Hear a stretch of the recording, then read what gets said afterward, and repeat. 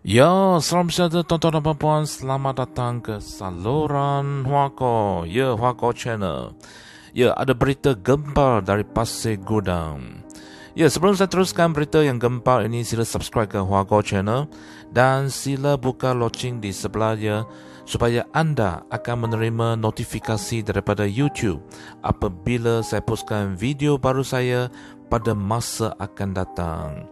Jadi tuan-tuan dan puan, sila subscribe sekarang dan mari kita sama-sama tengok berita yang gempar ini. Ya, berita dari Malaysia kini. Muhyiddin, Kabinet perlu letak jawatan. Kata MP senarai 4 kegagalan PN. Jom kita tengok. Ahli Parlimen Pasir Gudang Hassan Abdul Karim hari ini menyenaraikan 4 sebab mengapa Perdana Menteri Muhyiddin Yassin dan kabinetnya perlu letak jawatan. Menurut Hassan, Muhyiddin dan Barisan Menteri perlu berundur kerana gagal menangani penularan wabak COVID-19, keadaan ekonomi yang semakin merundum, isu takbir urus dan kepimpinan serta pengisytiharan darurat yang tidak wajar. Menyentuh peningkatan jangkitan COVID-19 yang semakin meningkat walaupun dengan Perintah Kawalan Pergerakan PKP, Hassan berkata jumlah kes malam iaitu sebanyak 5,725 kes yang merupakan angka tertinggi jelas menunjukkan kegagalan Muhyiddin. Sehingga hari ini, vaksin untuk COVID-19 masih belum sampai ke Malaysia.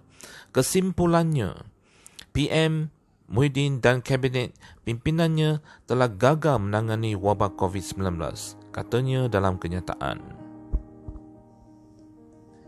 Sebab kedua, menurut Hassan, adalah kemerosotan kedudukan negara dalam Indeks Persepsi Rasuah iaitu CPI Transparency International untuk tahun ini yang jatuh 6 anak tangga berbanding tahun sebelumnya dalam tempoh 11 bulan Muhyiddin mentadbir negara. Dia juga menyebut antara faktor kemerosotan yang diambil kira indeks tersebut iaitu sejumlah kes mahkamah berprofil tinggi yang digugurkan atau dibebaskan tanpa dilepaskan DNAA. Antaranya melibatkan bekas Ketua Menteri Sabah Musa Aman dan anak tiri Najib Razak Riza Aziz. Berhubung kedudukan negara dalam CPI, pejabat Perdana Menteri semalam menegaskan kerajaan terus komited untuk memerangi rasuah dan meningkatkan tadbir urus kerajaan. Mengulas lanjut, ahli Parlimen PKR itu turut berkata ekonomi negara juga gagal diuruskan dengan baik dengan penurunan penarafan kedudukan kewangan negara dan kemerosotan pelaburan langsung asing FDI. Berjuta rakyat hilang pekerjaan. Kadar hutang negara berbanding KDNK keluaran dalam negara kasar semakin meningkat.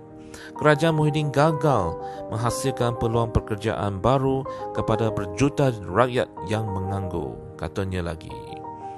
Terakhir sekali ialah fakta yang dibentangkan oleh laporan Pertubuhan Bangsa-Bangsa Bersatu mengenai perdagangan dan pembangunan UNCTAD berhubung pengaliran masuk pelaburan langsung asing FDI ke Malaysia telah jatuh sebanyak 68% kepada USD 2.5 bilion USD pada tahun 2020, katanya lagi.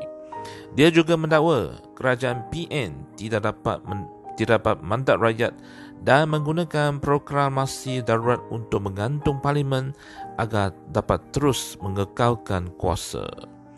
Dengan berlandaskan sekurang-kurangnya 4 sebab kegagalan ini, maka dengan sesungguhnya demi rakyat dan negara Malaysia yang tercinta ini, Hassan Abdul Karim, ahli Parlimen Pasir Gudang, berdesak Muhyiddin Yassin dan seluruh anggota kabinetnya meletakkan jawatan dengan segera, katanya.